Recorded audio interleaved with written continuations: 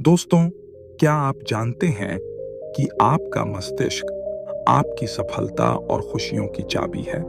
अगर हमारा दिमाग मजबूत है तो हम बड़े से बड़े फैसले आसानी से ले सकते हैं और हर मुश्किल का डटकर सामना कर सकते हैं। लेकिन जब समस्याएं हमें घेर लेती हैं तो कई बार हम खुद से हार मान लेते हैं, ना चाहते हैं कि मानसिक रूप से मजबूत कैसे हो, कैसे हराया जा सकता है। जो को अंत तक जरूर देखें। आज हम आपको 8 ऐसे अनमोल नियम बताएंगे जो आपकी सोच और आपके जीवन को हमें लाइक और सब्सक्राइब करके आप हमें अपना आशीर्वाद दें ताकि हम और भी अच्छा ज्ञान दे सकें। दोस्तों, हमारा मस्तिष्क तभी बेहतर काम करता है जब यह हर छोटे बड़े फैसले भुला तो और अब बदलाव मानसिक रूप से मजबूत होना बेहद जरूरी है, क्योंकि जिंदगी में हर पल अच्छा नहीं होता। कभी कभी हम ऐसी कठिन परिस्थितियों में फंस जाते हैं जो हमें कमजोर और हताश महसूस करती है, लेकिन जो लोग मानसिक रूप से मजबूत होते हैं वह हर मुश्किल से निकलने का रास्ता खोज लेते हैं। आज की इस वीडियो में हम इसी पर चर्चा करेंगे, कैसे आप मानसिक मजबूती हासिल कर सकते हैं और अपने कठिन समय से बाहर आ सकते हैं। एक बार एक बौद्ध गुरु अपने शिष्यों को मस्तिष्क की ताकत के बारे में सीख दे रहे थे। उन्होंने समझाया कि इंसान के विचार कभी अच्छे होते हैं तो कभी बुरे। अच्छे विचार इंसान को सकारात्मक दिशा में ले जाते हैं, जबकि पूरे विचार पाटन का कारण बनते हैं। इस समय राजवंश नाम का एक शिष्य खड़ा हुआ और गुरु से पूछा, गुरुवार, क्या कोई ऐसा तरीका है जिससे हम अपने मस्तिष्क को और अधिक मजबूत और शक्तिशाली बन सके? अगर आप भी सवाल का जवाब जानना चाहते हैं तो इस वीडियो को अंत तक देखें। गुरु बोले जा सकता है, लेकिन उससे पहले मैं तुम्हें कुछ महत्वपूर्ण बातें मस्तिष्क और मां के बारे में समझाना चाहता हूं। इन बातों को ध्यानपूर्वक सुनो, तभी तुम समझ पाओगे कि मानसिक शक्ति को कैसे विकसित किया जा सकता है। गुरु ने कहा, जब भी हम कोई बात सोचते हैं तो सबसे पहले वह विचार हमारे मस्तिष्क में जन्म लेते हैं।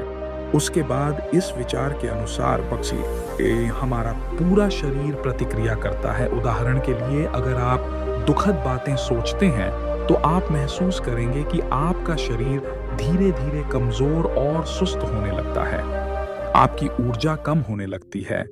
लेकिन इसके विपरीत, जब आप प्रेरणादायक और उत्साहजनक बातें सोचते हैं तो आपके अंदर असीमित ऊर्जा का प्रवाह होने लगता है। आप न केवल ऊर्जावान महसूस करते हैं, बल्कि आपके चेहरे और शरीर की हर हरकत में यह झलकने लगे। कहा, जब आप खुश होते हैं तो आपके शरीर में अद्भुत ऊर्जा का संचार होता है। पूरा अस्तित्व का कारण यह है कि आपने अपने मस्तिष्क में सकारात्मक और जोश भर विचारों को जन्म दिया। शरीर तो वही रहता है, लेकिन विचारों के अनुसार उसकी स्थिति बदलती है, इनको निहाल बना देता है। जबकि उत्साह से भरे विचार आपके शरीर को नई ताकत और ऊर्जा प्रदान करते हैं। यही कारण है शरीर पूरी तरह से हमारे मस्तिष्क में उत्पन्न हो रहे विचारों पर निर्भर करता है। गुरु बोले कि मेरी बातों को समझकर तुम्हें यह जरूर महसूस हुआ होगा कि हमारा मान कितना प्रभावशाली है। अब मैं तुम्हें यह बताने जा रहा हूं कि मानसिक रूप से मजबूत कैसे बन जा सकता है। मैं तुम्हें 8 ऐसे तरीके से, जिन पर यदि तुम अमल करोगे हैं, अपने विचारों का हिस्सा बना लोगे, तो तुम्हारा शरीर भी इस दिशा में काम करने लगेगा। जैसा मैंने पहले समझाया था, जब आप दुखी होते हैं तो आपका शरीर कमजोर और ऊर्जा रहित हो जाता है, लेकिन जब आप खुश होते हैं तो आपके शरीर में ऊर्जा का प्रवाह शुरू हो जाता है। इसका अर्थ यह है कि यदि तुम आज अपने विचारों में उतरोगे तो पूरी तरह से मजबूत और ऊर्जा से भर जाएगा, और जब तुम मानसिक रूप से मजबूत बन जाओगे तो किसी भी मुश्किल हालात का सामना आसानी से कर सकोगे। मानसिक रूप से मजबूत बनने का पहला नियम है, जो बीत गया है उसकी चिंता करना छोड़ दो। गुरु ने सभी से पूछा, मुझे यह बताओ, सूर्य किस दिशा से उगता है? सभी शिष्यों ने एक स्वर में उत्तर दिया, गुरुवार, सूर्य पूर्व दिशा से उगता है। तब गुरु ने कहा, यदि मैं कहूं कि सूर्य पश्चिम दिशा से उगने लगेगा, तो क्या यह संभव है? बिल्कुल नहीं। गुरुवार सूर्य तो पूर्व से ही उगेगा। हम उसकी दिशा को बदल नहीं सकते। गुरु ने आगे कहा, अब मान लो बारिश का मौसम है। यदि मैं यह कहूं कि बारिश तुरंत बंद हो जाए, तो क्या ऐसा हो जाएगा?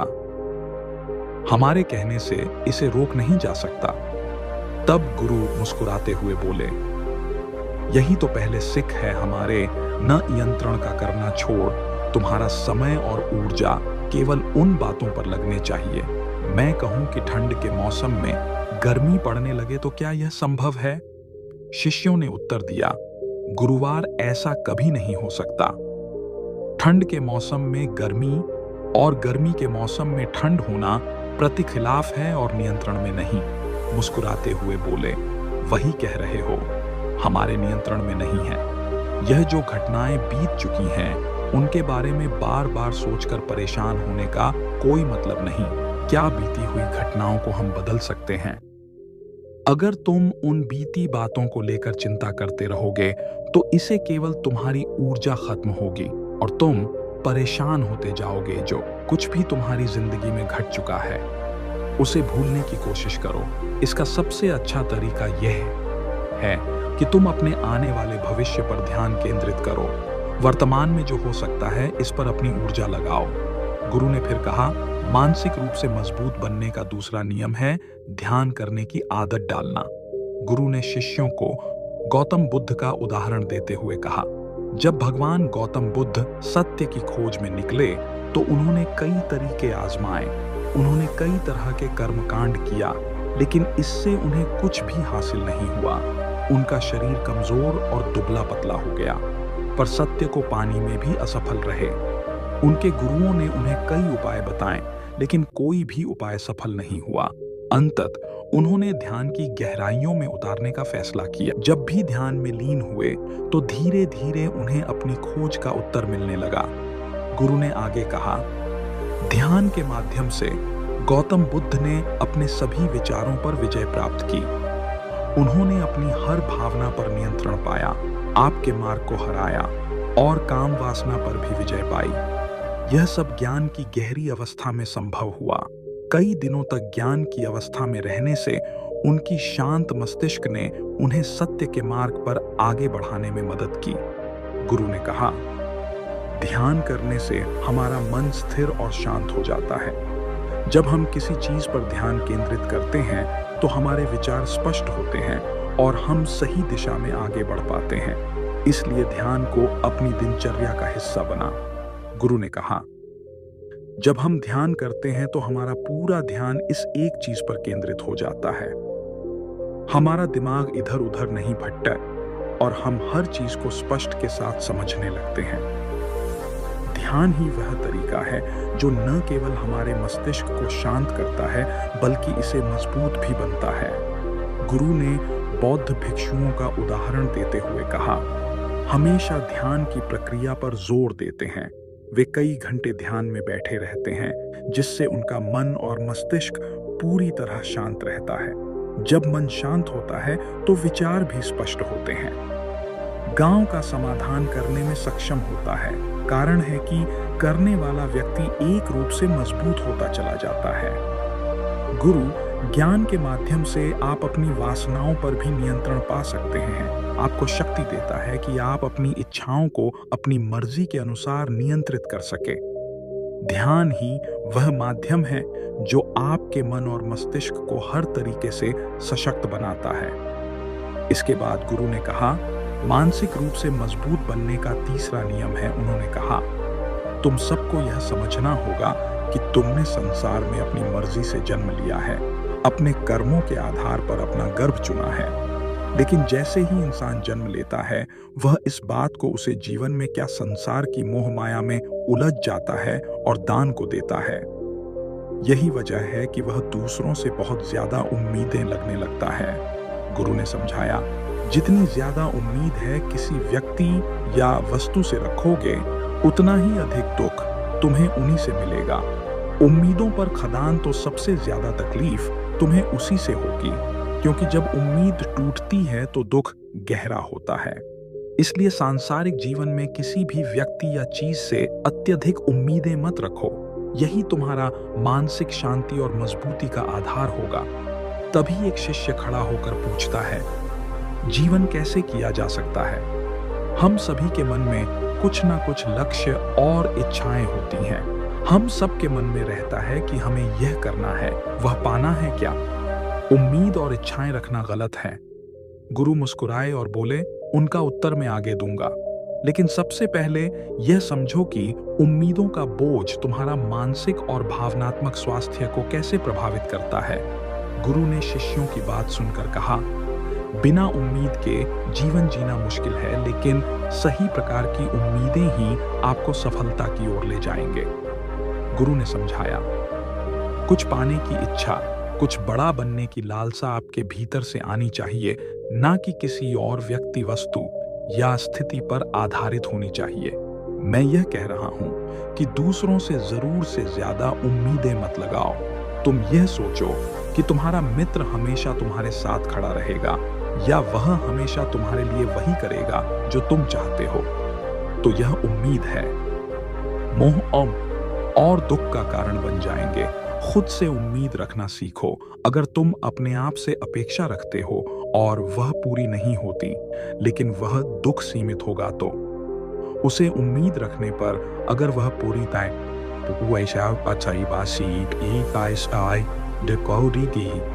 पूरी ना हो तो गहरा दुख होता है। यही बात माता पिता और बच्चों पर भी लागू होती है। गुरु ने गंभीर स्वर में कहा, कई बार माता पिता अपने अधूरे सपनों का बोझ बच्चों पर डाल देते हैं। वह चाहते हैं कि जो उन्होंने अपने जीवन में नहीं हासिल किया वह उनके बच्चे पूरा करें। बच्चे उनकी उम्मीदों के बोझ तले दब जाते हैं और उनकी स्वतंत्रता छीन जाती है।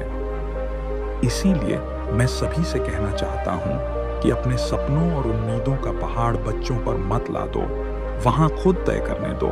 फिर गुरु ने आगे कहा, मानसिक रूप से मजबूत बनने का चौथा नियम है, पहली बार में असफल होने से डरना मत। उन्हें समझाया, अगर तुम डर को अपने ऊपर हावी होने दोगे तो असफलता निश्चित होगी। तुम्हारे आत्मबल और आत्मविश्वास को कमजोर करता है, और जब आत्मविश्वास डगमगने लगे तो लक्ष्य तक पहुंचना मुश्किल हो जाता है।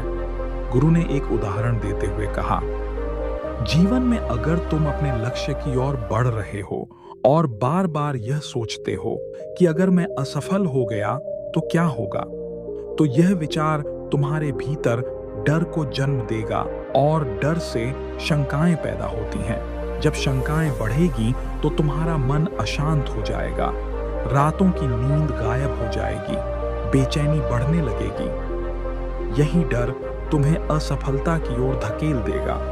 गुरु ने जोर देकर कहा, जब भी अपने लक्ष्य की प्राप्ति के लिए कदम बढ़ाओ तो मन में किसी भी प्रकार की शंका या नकारात्मक विचार मत आने दो। खुद पर भरोसा रखो। अगर एक बार असफल हो जाओ तो फिर से कोशिश करो। असफलता कोई अंत नहीं है, बल्कि यह सफलता का पहला कदम है।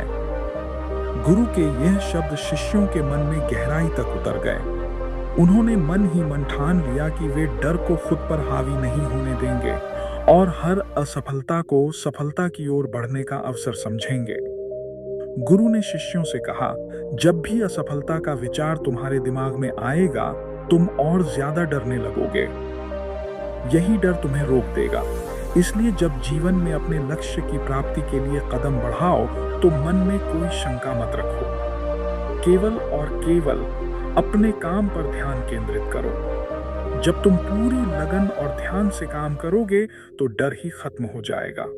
गुरु ने आगे समझाया, जब तुम अपने काम में पूरी तरह जुट जाओगे तो तुम्हारा मन लक्ष्य की ओर केंद्रित रहेगा और डर को जगह ही नहीं मिलेगी। एक बार डर खत्म हो गया तो सफलता अवश्य तुम्हारे कदम चूमेगी। इसके बाद गुरु ने कहा, मानसिक रूप से मजबूत बनने का पांचवा नियम है, कभी भी खुद को कोसो मत। गुरु ने गंभीर स्वर में समझाया, जो व्यक्ति जीवन में जितना संघर्ष करता है वह उतना ही मजबूत बनता है, और जो जितना मजबूत बनता है वह उतना ही काबिल हो जाता है। गुरु के यह शब्द शिष्यों के मन में गहराई तक उतर गए। उन्होंने मन ही मन ठान लिया कि वे डर को खुद पर हावी नहीं होने देंगे और हर असफलता को सफलता की ओर बढ़ने का अवसर समझेंगे।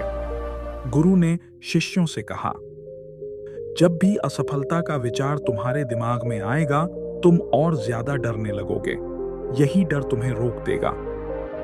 इसलिए जब जीवन में अपने लक्ष्य की प्राप्ति के लिए कदम बढ़ाओ, तो मन में कोई ध्यान से काम करोगे तो डर स्वतः ही खत्म हो जाएगा।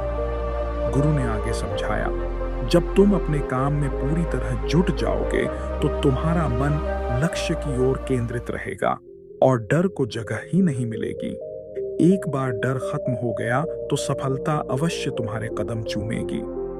इसके बाद गुरु ने कहा, मानसिक रूप से मजबूत बनने का 5वां नियम है, कभी भी खुद को कोसो मत। गुरु ने गंभीर स्वर में समझाया, जो व्यक्ति जीवन में जितना संघर्ष करता है वह उतना ही मजबूत बनता है और जो जितना मजबूत बनता है वह उतना ही काबिल हो जाता है।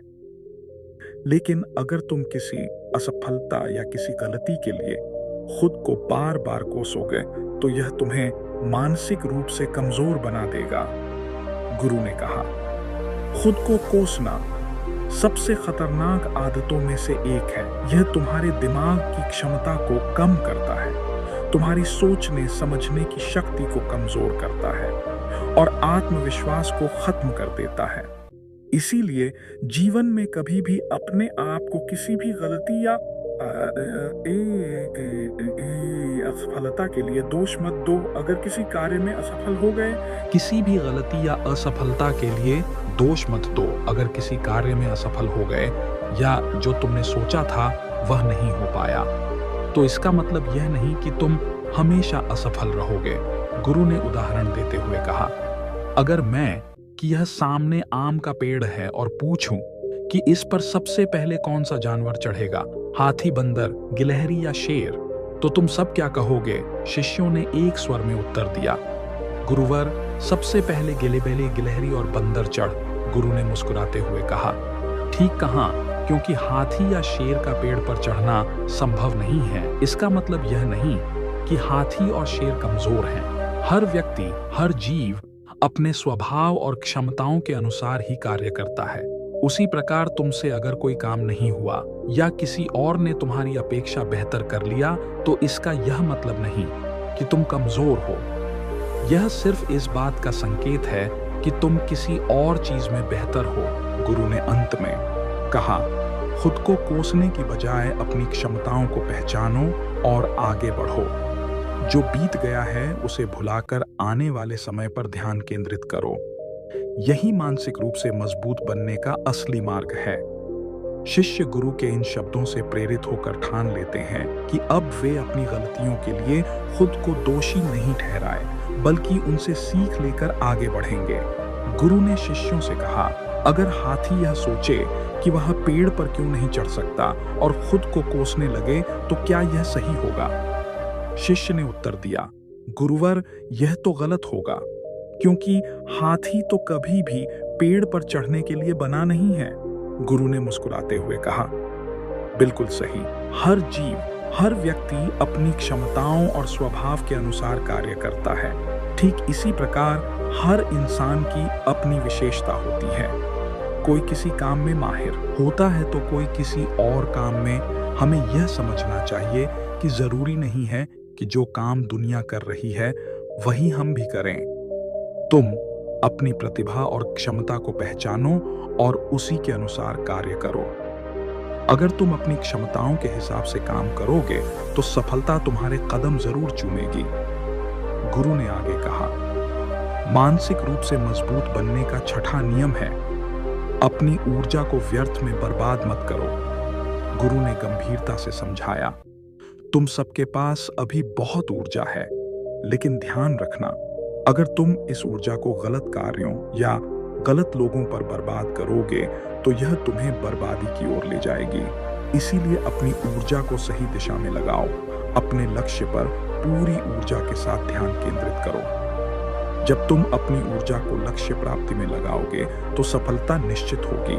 लेकिन अगर ऊर्जा बिखरने लगेगी तो तुम कभी भी अपने उद्देश्य को प्राप्त नहीं कर पाओगे। गुरु ने को चेताया, अपनी ऊर्जा को व्यर्थ की चीजों में खर्च करने से बचो। इसे ऐसे कार्यों में लगाओ जो तुम्हारे विकास और सफलता के लिए महत्वपूर्ण है। गुरु ने फिर 7वें नियम की ओर ध्यान दिलाते हुए कहा, मानसिक रूप से मजबूत बनने का 7वां नियम है, सुनो सबकी लेकिन करो अपने मन की। उन्होंने समझाया, शिष्यों, सबसे पहले यह पहचानो कि तुम्हारी अपनी क्षमता क्या है। अगर तुम्हें अपनी क्षमताओं का ज्ञान है तो उसी के अनुसार बातों पर भरोसा मत करना। तुम्हारा शरीर, तुम्हारा मन और तुम्हारी क्षमता तुम्हारे अपनी है और तुम्हारे बारे में सबसे ज्यादा तुम ही जानते हो। कोई और व्यक्ति तुम्हें तुम्हारे से बेहतर नहीं जान सकता। गुरु ने जोर देकर कहा, अगर तुम्हें अपनी क्षमता का पता है तो उसी के अनुसार कार्य करो। कुछ लोग किसी कार्य को जल्दी कर लेते हैं तो कुछ को समय लगता है, लेकिन इसका मतलब यह नहीं कि कोई कमजोर है। हर व्यक्ति का अपना अपन तरीका और अपनी गति होती है, इसलिए दूसरों की सुनो, लेकिन अंत में वही करो जो तुम्हें सही लगे और जो तुम्हारी क्षमता के अनुकूल हो। गुरु के यह शब्द सुनकर शिष्य प्रेरित हुए और उन्होंने ठान लिया कि वे अपनी ऊर्जा को सही दिशा में लगाएंगे और अपने मन की बात सुनकर अपनी क्षमताओं के अनुसार ही कार्य करेंगे।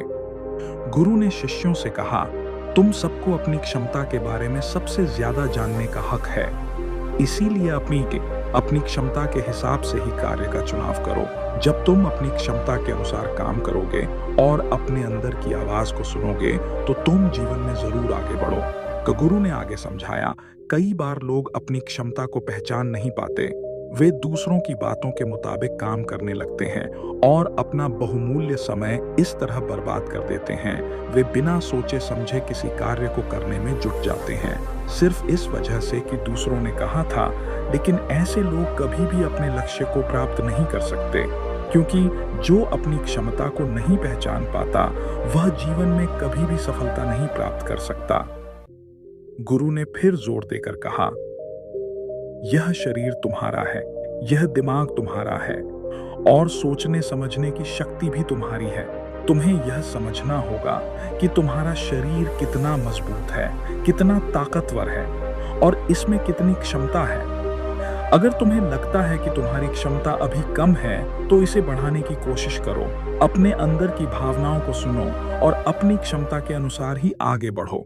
गुरु ने आगे कहा, मानसिक रूप से मजबूत बनने का 8वां नियम है बोलना। कम करो और अपने कार्य पर ध्यान दो। गुरु ने बताया, जो लोग बहुत ज्यादा बोलते हैं वे अपनी ऊर्जा, क्योंकि उन्होंने अपनी सारी ऊर्जा बोलने में खर्च कर दी होती है, उनका दिमाग सोचने के लिए समय नहीं पा पाता। वहीं जो लोग कम बोलते हैं उन्हें सोचने का ज्यादा समय मिलता है। और जब तुम किसी विचार पर या किसी विषय पर अधिक ध्यान दोगे तो तुम सफलता की दिशा में आगे बढ़ो, क्योंकि तुम्हारे दिमाग में सही विचार आएंगे लक्ष्य को प्राप्त करने में मदद करेंगे। गुरु ने शिष्यों से कहा, अगर मैं तुमसे सवाल पूछता हूं तो तुम पहले सोचते हो और फिर जवाब देते हो, लेकिन अगर कोई यहाँ पर बैठा है और बिना सोचे समझे बोलता है तो इसका मतलब है कि वह अपनी ऊर्जा को नष्ट कर रहा है। गुरु ने कहा, सोच समझकर बोलो और ज्यादा बोलने से बचो। ताकि तुम्हें अपने शिष्यों से कहा, अगर कोई शिष्य बहुत ज्यादा बोलता है तो वह अपनी ऊर्जा को व्यर्थ कर देता है। जब वह बात कर रहा होता है तो वह हमारे साथ और हमारी बातों पर ध्यान नहीं दे पाता है। यदि हम उससे प्रश्न पूछेंगे तो वह शायद गलत उत्तर देगा, क्योंकि उसने अपनी ऊर्जा बोलने में ही लगा दी होगी। इसके विपरीत जो शिष्य शांत रहता है और हमारी बातों को ध्यान से सुनता है, वह सोच विचार करके सही जवाब देता है। इसलिए शिष्यों को कम बोलने का अभ्यास करना चाहिए। गुरु ने बताया, जब तुम कम बोलने का अभ्यास करोगे तो तुम किसी भी विषय या विचार पर ज्यादा ध्यान दे पाओगे, और जब तुम अच्छे से सोच सकोगे तो समस्या का समाधान जरूर निकलेगा। कम बोलने से तुम्हारी ऊर्जा भी बचती है और इस ऊर्जा का उपयोग तुम सोचने में कर सकते हो। गुरु ने शिष्यों को समझाया। यह थे मानसिक रूप से मजबूत बनने के 8 नियम। अगर तुम इन 8 नियमों का पालन यकीन के साथ अपनी जिंदगी में करते हो तो तुम मानसिक रूप से बेहद मजबूत बनोगे। फिर कोई भी परेशानी या रुकावट तुम्हारी जिंदगी में नहीं आएगी। कोई भी समस्या आएगी तो तुम उसका परेशानी या रुकावट तुम्हारी जिंदगी में नहीं आएगी। कोई भी समस्या आएगी तो तुम उसका डटकर सामना कर पाओगे। गुरु की बातों को सुनकर सभी शिष्य उनका कोटि कोटि नमन करते हैं और समझ जाते हैं कि यह 8 नियम उनके जीवन में कितने फायदेमंद साबित होंगे। वे गुरु को प्रणाम करते हैं और उस दिन की शिक्षा पूरी होती है। सभी शिष्य अपने आश्रम की ओर लौटते हैं। गुरु ने इस शिक्षा के अंत में कहा, दोस्तों, उम्मीद है कि इस वीडियो से आपको कुछ महत्वपूर्ण बातें सीखने को मिली होंगी। यह वीडियो आपको ऐसी बातें बताएगा जो आपके जीवन को पूरी तरह से बदल सकती हैं। हम सब रात को खाना खाकर तुरंत सो जाते हैं, लेकिन क्या आप जानते हैं कि यही हमारी बीमारियों का कारण बनता है? गुरु ने आगे बताया, हमारे शरीर में 80% बीमारियां इस आदत की वजह से होती हैं। हम खुद ही अपनी बीमारियों को आमंत्रित करते हैं। गुरु ने शिष्यों को जीवन के कुछ और महत्वपूर्ण पहलुओं के बारे में बताया और उनकी शिक्षा इस तरह समाप्त हुई जो उनके जीवन में गहरे बदलाव लाने वाली थी। गुरु ने शिष्यों से कहा, बच्चों, क्या आप सभी को यह पता है कि हम लंबे समय तक स्वस्थ कैसे रह सकते हैं? शिष्यों ने उत्तर दिया, गुरुदेव, हमें इस बारे में जानकारी नहीं है, कृपया हमें इसके बारे में विस्तार से बताइए। गुरु मुस्कुराए और बोले, एक छोटा सा नियम है जिसे यदि हम अपने जीवन में अपनाते हैं तो हम अनेकों बीमारियों से बच सकते हैं, और नियम है, रात को पेट भरकर खाना खाने से बचो। गुरु ने आगे कहा, जब हम रात को बहुत अधिक खाना खाते हैं तो वह हमारे शरीर पर बहुत बुरा असर डालता है। यह न केवल हमारी पाचन क्रिया को प्रभावित करता है बल्कि हमारे शरीर में बीमारियों को भी आमंत्रित करता है। अगर हम रात को सोते समय खाली पेट होते हैं तो हमारे शरीर में ढेर सारी सकारात्मक बदलाव हो सकते हैं। शिष्य हैरान होकर गुरु से पूछते हैं, गुरुदेव, आप कह रहे हैं कि हम रात को खाली पेट सोए, लेकिन क्या इससे कोई फायदा होगा? गुरु ने जवाब दिया, हाँ बिल्कुल। यदि आप 1 महीने तक खाली पेट सोते हैं तो आप अपनी 80% बीमारियों से मुक्त हो सकते हैं। यह आपके शरीर को पूरी तरह से स्वस्थ बना देगा। आपको डरने की आवश्यकता नहीं है, क्योंकि मैं आपको भूखा सोने के लिए नहीं कह रहा हूं। बस इतना ही कि रात को सोने से पहले आपका पेट खाली होना चाहिए। गुरु ने समझाया, जब आप पेट भर कर सोते हैं तो आपका शरीर भोजन को पचाने में व्यस्त रहता है और इस दौरान शरीर में सुधार या रिपेयरिंग की प्रक्रिया नहीं हो पाती। लेकिन अगर आप खाली पेट सोते हैं तो शरीर खुद को रिपेयर करने का काम शुरू कर देता है। यह आपके पाचन तंत्र को आराम देने के साथ साथ आपके शरीर के अन्य हिस्सों में भी सुधार करता है। गुरु ने शिष्यों को और भी विस्तार से समझाया, अगर आप यह नियम 1 महीने तक पालन करेंगे तो आप देखेंगे कि आपकी ऊर्जा स्तर में वृद्धि होगी, आपकी नींद में सुधार होगा और आप खुद को ज्यादा ताजगी महसूस करेंगे। यह छोटे बदलाव आपके जीवन को लंबा और स्वस्थ बना सकते हैं। गुरु की बातें सुनकर शिष्य समझ गए कि यह ज्ञान उनके लिए बहुत महत्वपूर्ण है और वे इसे अपने जीवन में जरूर अपनाएंगे। गुरु ने फिर कहा, दोस्तों, अगर आपने इस वीडियो को अधूरा छोड़ दिया तो आप एक ऐसी जानकारी से वंचित रह जाएंगे जो आपके जीवन को बदल सकती थी। इसलिए इस कहानी को अंत तक जरूर देखिए और हाँ, चैनल को सब्सक्राइब करना ना भूलें और वीडियो को लाइक करें, तो आगे बढ़ता है।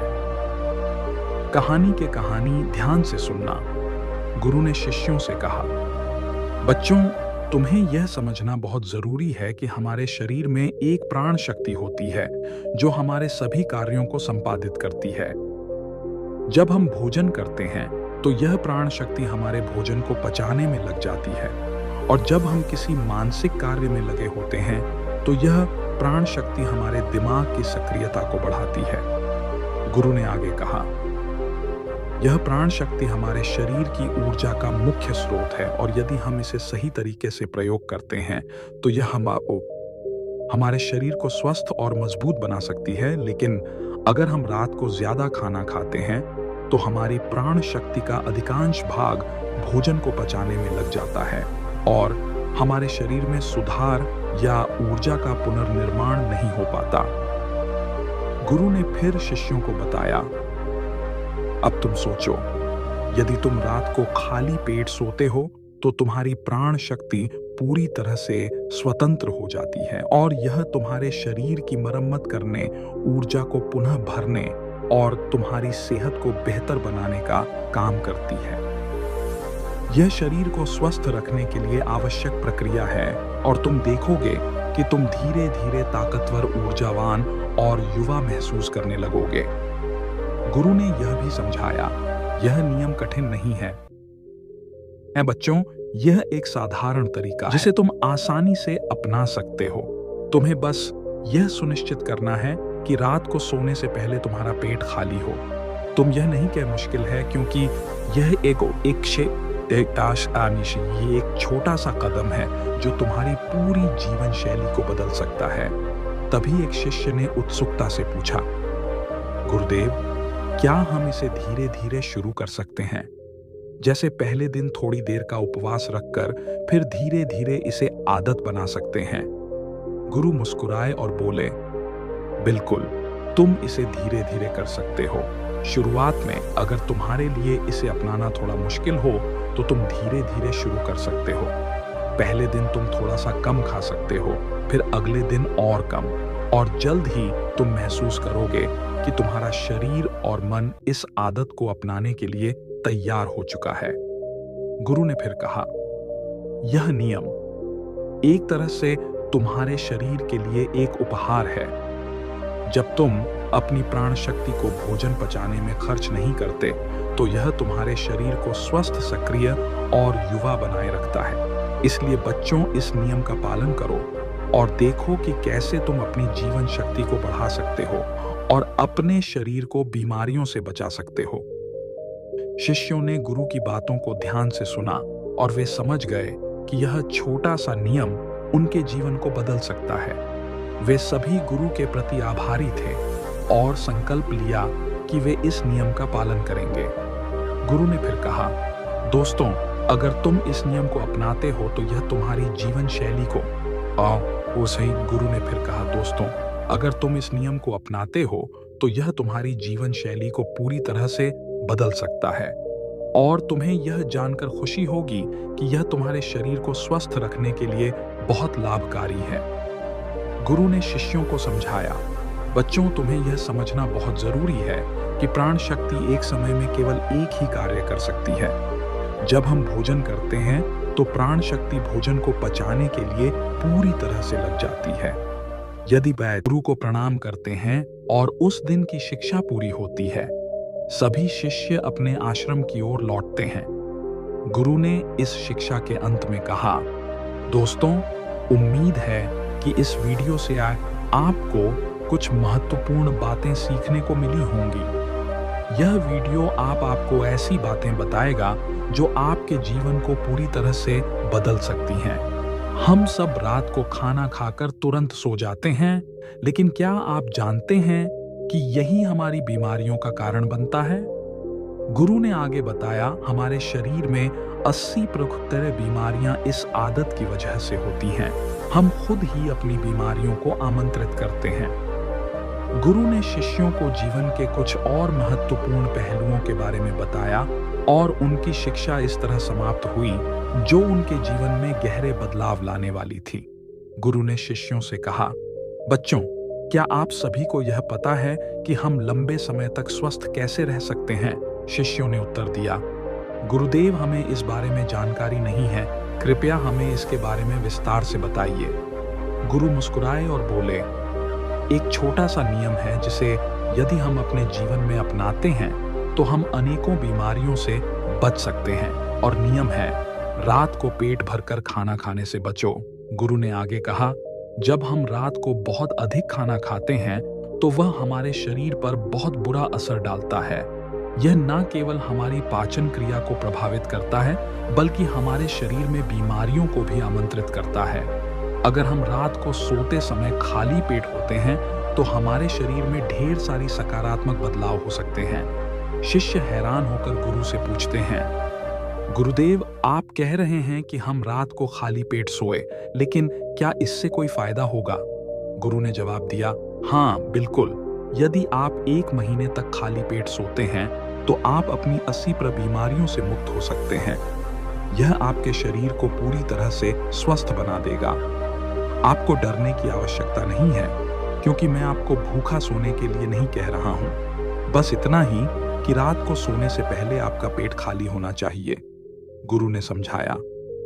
जब आप पेट भर कर सोते हैं, तो आपका शरीर भोजन को पचाने में व्यस्त रहता है और इस दौरान शरीर में सुधार या रिपेयरिंग की प्रक्रिया नहीं हो पाती। लेकिन अगर आप खाली पेट सोते हैं, तो शरीर खुद को रिपेयर करने का काम शुरू कर देता है। यह आपके पाचन तंत्र को आराम देने के साथ साथ आपके शरीर के अन्य हिस्सों में भी सुधार करता है। गुरु ने शिष्यों को और भी विस्तार से समझाया, अगर आप यह नियम 1 महीने तक पालन करेंगे, तो आप देखेंगे कि आपकी ऊर्जा स्तर में वृद्धि होगी, आपकी नींद में सुधार होगा और आप खुद को ज्यादा ताजगी महसूस करेंगे। यह छोटे बदलाव आपके जीवन को लंबा और स्वस्थ बना सकते हैं। गुरु की बातें सुनकर शिष्य समझ गए कि यह ज्ञान उनके लिए बहुत महत्वपूर्ण है और वे इसे अपने जीवन में जरूर अपनाएंगे। गुरु ने फिर कहा, दोस्तों, अगर आपने इस वीडियो को अधूरा छोड़ दिया, तो आप एक ऐसी जानकारी से वंचित रह जाएंगे जो आपके जीवन को बदल सकती थी।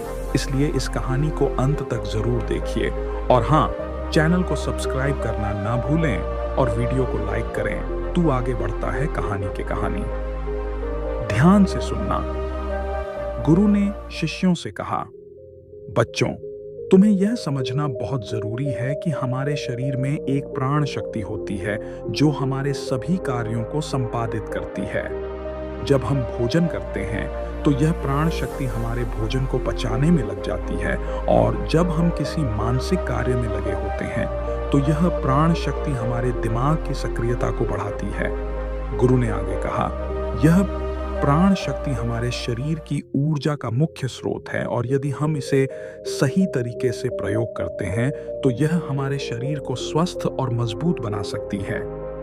लेकिन अगर हम रात को ज्यादा खाना खाते हैं, तो हमारी प्राण शक्ति का अधिकांश भाग भोजन को पचाने में लग जाता है और हमारे शरीर में सुधार या ऊर्जा का पुनर्निर्माण नहीं हो पाता। गुरु ने फिर शिष्यों को बताया, अब तुम सोचो, यदि तुम रात को खाली पेट सोते हो, तो तुम्हारी प्राण शक्ति पूरी तरह से स्वतंत्र हो जाती है और यह तुम्हारे शरीर की मरम्मत करने, ऊर्जा को पुनः भरने और तुम्हारी सेहत को बेहतर बनाने का काम करती है। यह शरीर को स्वस्थ रखने के लिए आवश्यक प्रक्रिया है और तुम देखोगे कि तुम धीरे धीरे ताकतवर, ऊर्जावान और युवा महसूस करने लगोगे।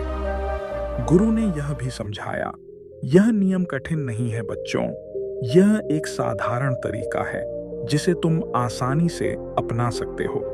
तुम्हें बस यह सुनिश्चित करना है कि रात को सोने से पहले तुम्हारा पेट खाली हो। मुश्किल है क्योंकि यह एक छोटा सा कदम है जो तुम्हारी पूरी जीवन शैली को बदल सकता है। तभी एक शिष्य ने उत्सुकता से पूछा, गुरुदेव, क्या हम इसे धीरे धीरे शुरू कर सकते हैं? जैसे पहले दिन थोड़ी देर का उपवास रखकर फिर धीरे धीरे इसे आदत बना सकते हैं। गुरु मुस्कुराए और बोले, बिल्कुल, तुम इसे धीरे धीरे कर सकते हो। शुरुआत में अगर तुम्हारे लिए इसे अपनाना थोड़ा मुश्किल हो, तो तुम धीरे धीरे शुरू कर सकते हो।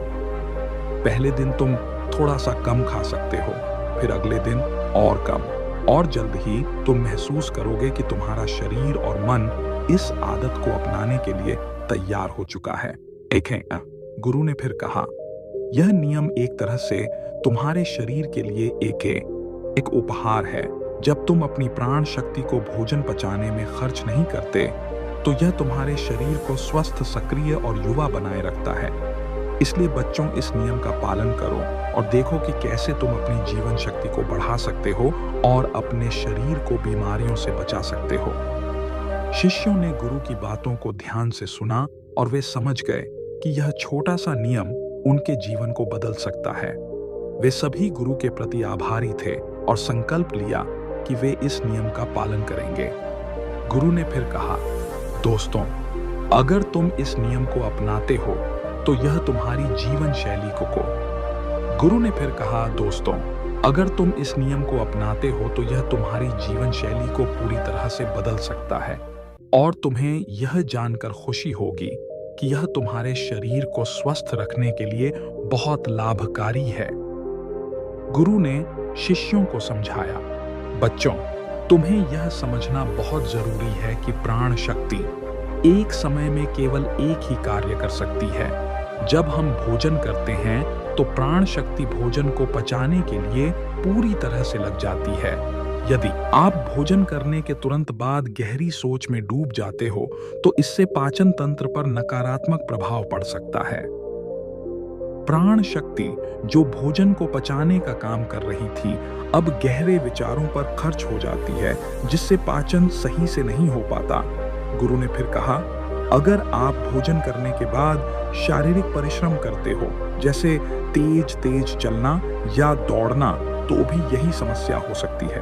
प्राण शक्ति जो पहले भोजन को पचाने में व्यस्त थी, अब शारीरिक कार्यों पर लग जाती है। यह पाचन क्रिया को कमजोर कर सकता है और शरीर को उचित ऊर्जा प्राप्त नहीं होती। इसलिए भोजन के बाद तेज गति से चलने या शारीरिक गतिविधियों से बचना चाहिए। गुरु ने आगे बताया, इसीलिए बच्चों, भोजन के बाद धीरे धीरे टहलना चाहिए ताकि पाचन क्रिया को प्रभावित ना किया जाए। तेज और प्राण शक्ति का सही उपयोग हो। जब आप धीमे धीमे चलते हो तो पाचन क्रिया में सहायता मिलती है और शरीर को पूरा लाभ मिलता है। फिर गुरु ने एक और महत्वपूर्ण बात बताई, अब तुम सभी यह समझ ही गए हो कि प्राण शक्ति एक समय में केवल एक काम कर सकती है, लेकिन जब आप देर रात भोजन करते हो तो इससे आपके शरीर पर 3 प्रभाव पड़ते हैं। पहले प्रभाव के बारे में बताता हूँ। गुरु ने कहा, पहला प्रभाव यह है कि आपकी जठराग्नि यानी पाचन अग्नि सूर्य के साथ काम करती है। जैसे ही सूर्य उगता है, आपकी पाचन शक्ति भी सक्रिय हो जाती है। यह ऊर्जा दिन के समय भोजन पचाने के लिए तैयार रहती है। लेकिन जब आप रात को देर से भोजन करते हो तो यह पाचन अग्नि कमजोर हो जाती है, क्योंकि सूर्य के साथ उसकी ऊर्जा जुड़ी होती है। गुरु ने शिष्यों को और समझाया, इसलिए देर रात भोजन करना शरीर के लिए उचित नहीं होता। रात में शरीर को आराम की जरूरत होती है और जब आप देर रात खाना खाते हो तो पाचन प्रक्रिया ठीक से नहीं हो पाती, जिससे शरीर को पूर्ण लाभ नहीं मिलता। गुरु की बातों को ध्यान से सुनकर शिष्य समझ गए कि देर रात खाना ना नहीं मिलता। गुरु की बातों को ध्यान से सुनकर शिष्य समझ गए कि देर रात खाना ना हुआ। खाना और भोजन के बाद शारीरिक गतिविधियों से बचना उनके स्वास्थ्य के लिए कितना महत्वपूर्ण है। गुरु ने शिष्यों से कहा, अब तुम्हें यह 3 प्रभाव समझ में आ गए होंगे। पहला प्रभाव तो यह था कि रात में भोजन करने से पाचन अग्नि कमजोर हो जाती है, जो दिन के समय बेहतर काम करती है। गुरु ने फिर शेष प्रभावों के बारे में बताया और शिष्यों ने इस ज्ञान को ध्यान से सुना, यह जानकर कि यह सब उनके जीवन को स्वस्थ बनाने के लिए महत्वपूर्ण था। गुरु ने शिष्यों को समझाया, अगर आप सूर्यास्त के बाद भोजन करते हैं तो आपकी जठराग्नि मंद हो जाती है और उस समय भोजन को पचा बहुत कठिन हो जाता है। यदि आप सूर्यास्त से पहले भोजन करते हो तो जठराग्नि ठीक से कार्य करती है और भोजन का सही तरीके से पाचन होता है। जब आप सूर्यास्त के बाद खाते हो तो वह भोजन पचने में समय लेता है और शरीर में लंबे समय तक रुका रहता है, जिससे उसमें सड़न पैदा होने लगती है। यह सड़न विष बनकर आपके शरीर के लिए हानिकारक हो जाती है।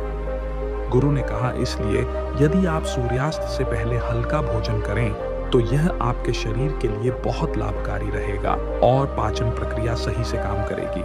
फिर गुरु ने तीसरे प्रभाव के बारे में बताया, जब आप भोजन करने के तुरंत बाद सोने चले जाते हो, तो प्राण शक्ति जो आपके शरीर की मरम्मत में मदद करती है, वह भोजन को पचाने में पूरी तरह से व्यस्त हो जाती है। इससे शरीर में मरम्मत की प्रक्रिया रुक जाती है। गुरु ने कहा, आपकी प्राण शक्ति एक समय में एक ही कार्य कर सकती है। जब आप तुरंत सोने चले जाते हो, तो प्राण शक्ति पाचन में लग जाती है और शरीर की मरम्मत नहीं हो पाती है। लंबे समय तक ऐसा होने पर शरीर में कई बीमारियां उत्पन्न हो सकती हैं। गुरु ने शिष्यों से कहा, आपको यह समझना है कि भोजन के बाद सोने से बचना चाहिए ताकि शरीर में मरम्मत की प्रक्रिया जारी रह सके। यही कारण है कि जब आप सोने से पहले खाना खाते हो, तो प्राण शक्ति भोजन को पचाने में व्यस्त हो जाती है और शरीर को ठीक से आराम और मरम्मत नहीं मिल पाती। फिर गुरु ने एक और महत्वपूर्ण प्रभाव बताया। तीसरा प्रभाव यह है कि जब आप भोजन करके तुरंत सो जाते हो, तो दिमाग और शरीर के बीच विरोधाभास पैदा हो जाता है। दिमाग चाहता है कि उसे नींद मिले, लेकिन पाचन तंत्र सक्रिय रहता है और उसे काम करने के लिए समय चाहिए। इस स्थिति में नींद गहरी नहीं हो पाती है और शरीर को आराम नहीं मिलता। गुरु ने कहा, इसका परिणाम यह होता है कि आप भले ही 7 घंटे या 8 घंटे सोते हो, लेकिन सुबह उठने में कठिनाई होती है। आप दिन भर थका हुआ महसूस करते हो और ऊर्जा की कमी महसूस करते हो। यह सब इस कारण होता है कि नींद गहरी नहीं हो पाती है और शरीर को पूरा आराम नहीं मिलता है। गुरु ने शिष्यों से कहा, तो बच्चों, यह सब प्रभाव हमारे शरीर पर होते हैं जब हम भोजन के तुरंत बाद सोने जाते हैं। इसलिए आपको यह समझना चाहिए कि भोजन करने के बाद थोड़ा समय जागते रहना चाहिए ताकि पाचन प्रक्रिया पूरी हो सके और शरीर को पूरी नींद और आराम मिल सके।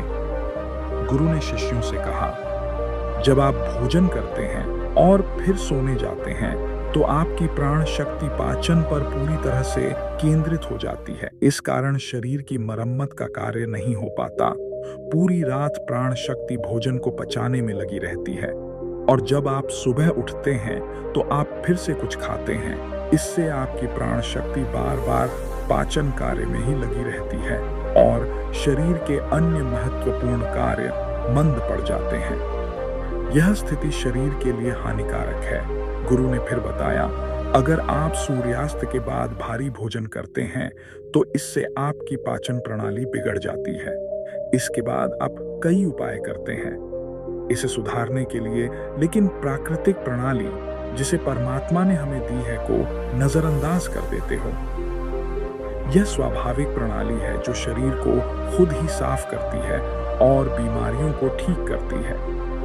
गुरु ने शिष्यों से कहा, अब ध्यान से सुनो, तुम्हारे शरीर की बीमारियां खुद ही ठीक हो सकती हैं, लेकिन इसके लिए तुम्हें कुछ बातें समझनी होंगी। सबसे पहले तुम्हें रात 7 बजे से पहले अपना भोजन करना है। अगर तुम 7 बजे से पहले भोजन कर लेते हो और फिर रात 9 से 10 बजे तक जाते हो, तो तुम्हारे पास 3 घंटे का समय होता है जिसमें वह हल्का भोजन पेट से नीचे उतरकर ठीक से पच जाता है। गुरु ने समझाया, यदि तुम 7 बजे भोजन करते हो, तो लगभग 10 बजे तक आधा भोजन पच जाता है और जो बचा हुआ होता है वह रात 1 बजे तक पूरी तरह से पच जाता है। उसके बाद रात 1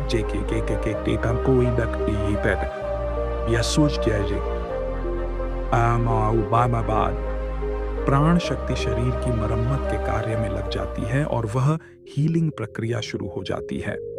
फिर गुरु ने एक और महत्वपूर्ण बात बताई। प्राण शक्ति को ठीक से काम करने के लिए आपको 2 तरीकों से भूखा रहना पड़ता है। मैं तुम्हें उपवास करने के लिए नहीं कह रहा हूँ, क्योंकि उपवास हर किसी के लिए संभव नहीं होता। मैं तुम्हें अर्ध उपवास या प्रातकालीन उपवास करने की सलाह दे रहा हूँ। इस उपवास में आपको 16 घंटे का उपवास रखना होता है। यह उपवास शरीर को पूरी तरह से साफ करने और मरम्मत करने का समय देता है। गुरु ने बताया कि अर्ध उपवास की शुरुआत आप इस प्रकार कर सकते हैं। गुरु ने शिष्यों से कहा, तुम्हें रात 7 बजे भोजन करना चाहिए और फिर अगले दिन सुबह 7 बजे भोजन करना चाहिए। जब तुम 7 बजे भोजन करते हो तो वह भोजन रात 1 बजे तक पच जाता है और उसके बाद तुम्हारे शरीर के पास लगभग 6 घंटे होते हैं जिनमें प्राण शक्ति शरीर की मरम्मत का कार्य करती है। यदि तुम यह नियम अपनाते हो तो तुम्हारे शरीर को इसका बड़ा फायदा मिलेगा। गुरु ने आगे कहा, अगर तुम रात अपनाते हो तो तुम्हारे शरीर को इसका बड़ा फायदा मिलेगा। गुरु ने आगे कहा, अगर तुम रात 9 या 10 बजे भोजन करते हो तो तुम्हें इस नियम को बदलकर 7 बजे भोजन करना शुरू कर देना चाहिए। यह एक छोटा सा नियम है, लेकिन यह तुम्हारे जीवन में बड़ा बदलाव ला सकता है। पहले अपने शरीर की स्वाभाविक प्रणाली को ठीक करो, फिर बाकी चीजों का ध्यान रखना। गुरु ने शिष्यों को बेखे बताया, अगर तुम इस नियम से और भी ज्यादा लाभ लेना चाहते हो तो तुम शाम को 7 बजे भोजन कर सकते हो और फिर सुबह 11 बजे भोजन करो। इस प्रकार तुम्हारे शरीर को 16 घंटे का समय मिलेगा जिसमें वह भोजन को पचाने के बाद रिपेयरिंग का काम शुरू कर देगा। जब तुम अपने शरीर को आराम देते हो, पाचन तंत्र को रिलैक्स होने देते हो और प्राण शक्ति को अपना कार्य करने देते हो तो यह प्राण शक्ति पूरे शरीर को प्रभावित करेगी और तुम्हारे पूरे सिस्टम को ठीक करेगी। गुरु ने यह भी कहा, तुम यह प्रभाव 15 से 20 दिनों में महसूस करना शुरू करोगे। अगर तुम्हें कोई गंभीर बीमारी है तो वह ठीक होने लगेगी। अगर तुम्हारी त्वचा खराब है तो वह चमकने लगेगी और अगर तुम्हारे बाल झड़ते हैं तो वे मजबूत होंगे। यदि बाल सफेद हो गए हैं तो वे धीरे धीरे काले होने लगेंगे। तुम्हारी थकान भी दूर हो जाएगी और यदि तुम मानसिक तनाव या चिंता से जूझ रहे हो तो वह भी समाप्त हो जाएगा। गुरु ने अंत में कहा, जो विद्यार्थी पढ़ाई करते हैं लेकिन उन्हें याद नहीं रहता, उनके लिए भी यह नियम फायदेमंद होगा, क्योंकि जब प्राण शक्ति पूरी तरह से पाचन पर केंद्रित रहती है तो वह दिमाग तक नहीं पहुंच पाती, जिससे याददाश्त प्रभावित होती है। जब तुम इस नियम का पालन करोगे तो तुम्हारा दिमाग शांत और रिलैक्स रहेगा और तुम्हें पढ़ी हुई चीजें याद रहने लगेंगी। गुरु ने शिष्य से कहा, अगर आप 7 बजे भोजन करते हैं और फिर 10 बजे सोने जाते हैं तो अगर आपको भूख लगे तो आप इस समय को समझें। हमारी शरीर की प्रत्येक कोशिका का एक सिस्टम होता है जो बाहर से कैलोरी लेकर ऊर्जा बनाती है और उसी ऊर्जा से हमारा शरीर काम करता है। लेकिन जब कोशिकाओं को कुछ समय तक बाहरी आहार नहीं मिलता है तो वे अपने अंदर के वेस्ट मटेरियल ऊर्जा बनाने लगती हैं। गुरु ने आगे समझाया, इस स्थिति में कोशिकाएं अपने अंदर जो भी वेस्ट मटेरियल पड़ा रहता है, जैसे कि गलत तरीके से जमा हुआ प्रोटीन या बैक्टीरिया, उसे अवशोषित करके ऊर्जा का निर्माण शुरू कर देती है। इसे ऑटोफेगी या ओनटोफिजिक कहते हैं और इस प्रक्रिया में कोशिकाओं की सफाई होती है। गुरु ने शिष्य को बताया, जो कोशिकाओं के अंदर एक संरचना होती है उसे लाइसोसोम कहा जाता है और इस लाइसोसोम में कुछ एंजाइम होते हैं। यह एंजाइम कोशिका के अंदर के वेस्ट मटेरियल का पाचन करके उसे ऊर्जा में बदल देते हैं। इस प्रकार जब कोशिकाएं बाहर से ऊर्जा प्राप्त नहीं करती तो वे अपने अंदर के वेस्ट मटेरियल को इकट्ठा करके उसे उपयोगी ऊर्जा में बदल देती हैं। गुरु ने इसे विस्तार से समझाते हुए कहा, यह प्रक्रिया हमारे शरीर की डिटॉक्स प्रणाली को करती है।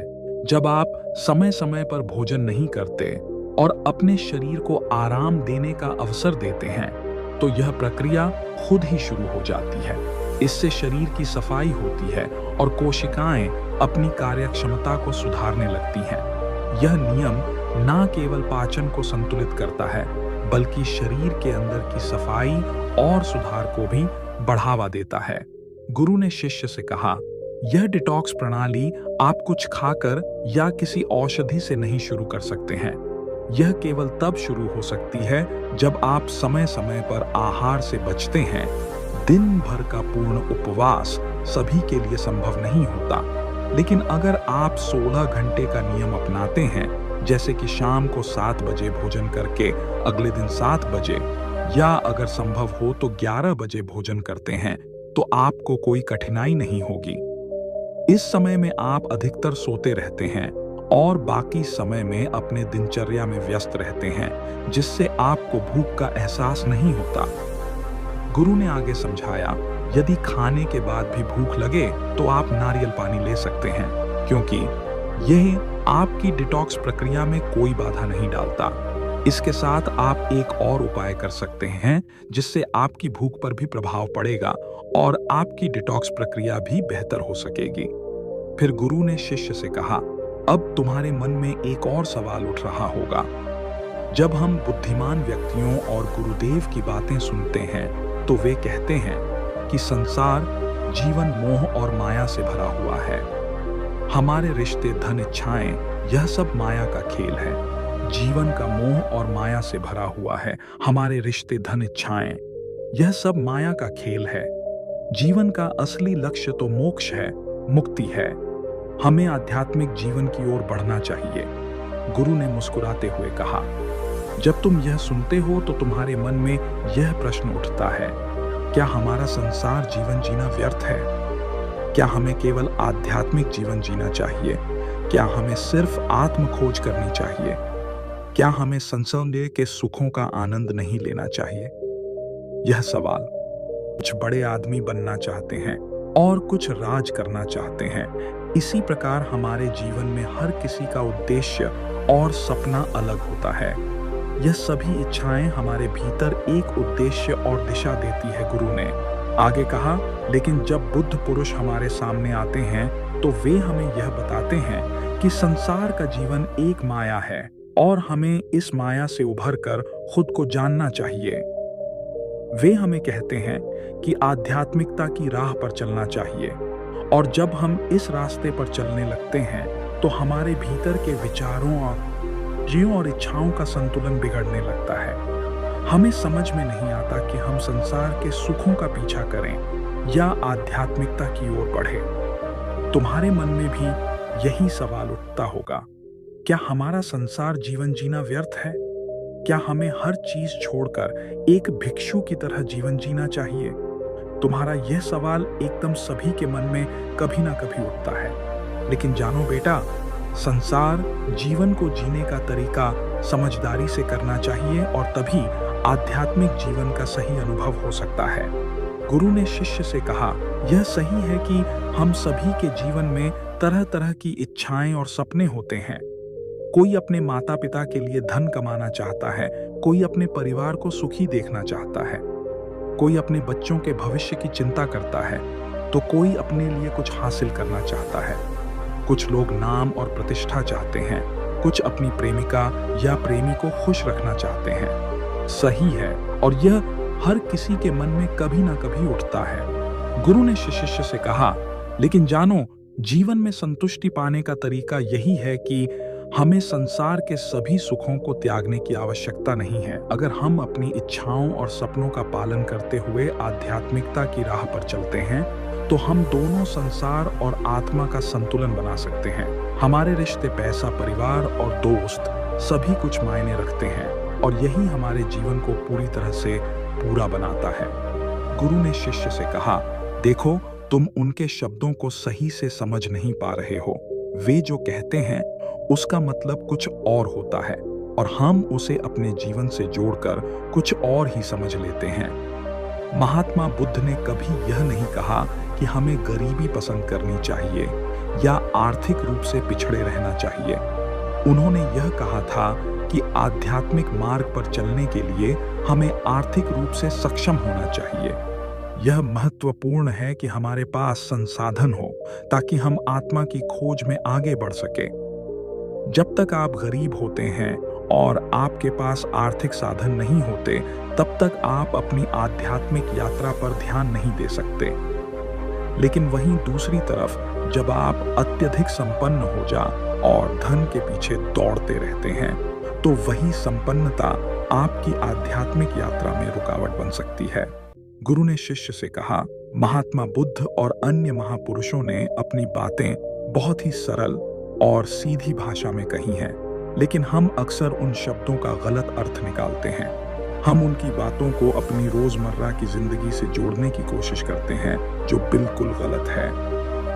वे लोग जो जीवन में कुछ बड़ा हासिल करने के लिए काम करते हैं, उनके लिए अपने शब्दों का सही अर्थ समझना बहुत जरूरी है। यह बात कुछ इसी तरह है कि हम उनकी बातों को समझते नहीं हैं और उनका गलत अर्थ निकालकर उसे अपने जीवन में उतारते हैं। इससे हम अक्सर अपने जीवन को पूरी तरह से बर्बाद कर लेते हैं। गुरु ने एक कहानी सुनाते हुए आगे कहा, एक बार की बात है, महात्मा बुद्ध अपने नगरवासियों को उपदेश दे रहे थे। वह कह रहे थे, संसार के माया जाल में मत फंसो, संसार से ऊपर उठो, तभी तुम संसार को सही ढंग से समझ पाओगे। वे कह रहे थे कि जो व्यक्ति समय पर अच्छे कर्म नहीं करता और बुरे कामों में लिप्त हो जाता है, वह संसार के जाल में फंस जाता है, लेकिन जो व्यक्ति बुद्धिमानी से काम करता है और अपने कर्मों को सही दिशा में लगाता है, वह जीवन में संतुष्टि और शांति पा सकता है। उस व्यापारी का मन भारी हो गया। उसने सोचा, क्या मैं सच में महात्मा बुद्ध की बातों को समझ पाया था? क्या मेरी भलाई के लिए उनका उपदेश सही था? क्या मैं केवल उनकी बातों में आकर अपने जीवन और परिवार को बर्बाद कर रहा हूं? वह यह सोचते सोचते अपने अतीत के बारे में सोचने लगा। जब उसका व्यापार सफल था और उसका परिवार खुशहाल था, वह समझने लगा कि महात्मा बुद्ध की बातों का असल अर्थ क्या था। उसे अब यह महसूस होने लगा कि आध्यात्मिक जीवन का मार्ग अपने कर्मों को सही दिशा में लगाना है, न कि दुनियादारी से पूरी तरह से भाग जाना।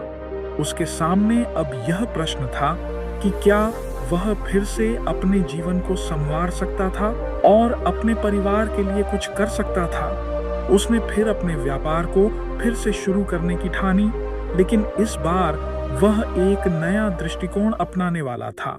वह अब सिर्फ अपनी सफलता के लिए नहीं, बल्कि अपने परिवार और समाज के भले के लिए काम करना चाहता था। वह अपने काम में मेहनत करेगा, लेकिन इस बार वह दुनिया की मोह माया से परे होकर अपने कर्मों में संतुलन लाने का प्रयास करेगा। अब वह धनी व्यापारी समझ गया था कि महात्मा बुद्ध का उपदेश यह नहीं था कि हमें सभी भौतिक सुखों को छोड़ देना चाहिए, बल्कि यह था कि हमें संतुलन बनाए रखना चाहिए और संसार की मोहमाया में पूरी तरह से नहीं फंसना चाहिए। उसे यह एहसास हुआ कि आत्मा की खोज करने के लिए भी हमें अपने जीवन की जिम्मेदारियों को समझना और ना होता है। उसे लगा कि अगर वह अब अपने कर्मों को सही दिशा में लगाए और अपने व्यापार को सही तरीके से चलाना शुरू किया और अपने परिवार के साथ जीवन में संतुलन बनाकर खुशी पाई। महात्मा बुद्ध ने उस व्यापारी की बातों को ध्यान से सुना और चुपचाप उसका आक्रोश सहन किया। फिर उन्होंने शांति से उत्तर दिया, तुम जो कह रहे हो वह केवल तुम्हारी स्थिति को दर्शाता है, लेकिन तुम्हारी नाराजगी तुम्हारे भीतर की अस्सी को दिखाती है। जीवन की सच्चाई केवल धन या भौतिक सुख में नहीं है, बल्कि वह हमारे भीतर है। तुमने जो किया वह एक भूल थी, पर यह तुम्हारी सीख का हिस्सा है। तुम्हारी मुसीबतें तुम्हारे कर्मों का परिणाम है, लेकिन इसका यह मतलब नहीं है कि तुम्हारा जीवन व्यर्थ है। हर कठिनाई में एक नई सीख छिपी होती है। महात्मा बुद्ध की बातें सुनकर व्यापारी का मन शांत हुआ। वह सोचने लगा, क्या सचमुच मैंने अपनी कठिनाइयों को अपने कर्मों का परिणाम समझकर इसे सहन किया है? क्या मैं अपनी जिंदगी में फिर से सही दिशा पा सकता हूँ? बुद्ध ने फिर उसे एक उदाहरण दिया। मान लो तुम एक यात्रा पर हो, रास्ते में तुम गिरते हो, घाव भी लगते हैं, लेकिन क्या इसका मतलब है कि तुम्हें अपनी व्यापारी को बुद्ध के शब्दों का अर्थ समझ में आने लगा? वह समझने लगा कि जीवन में मुसीबतें आना स्वाभाविक है और वह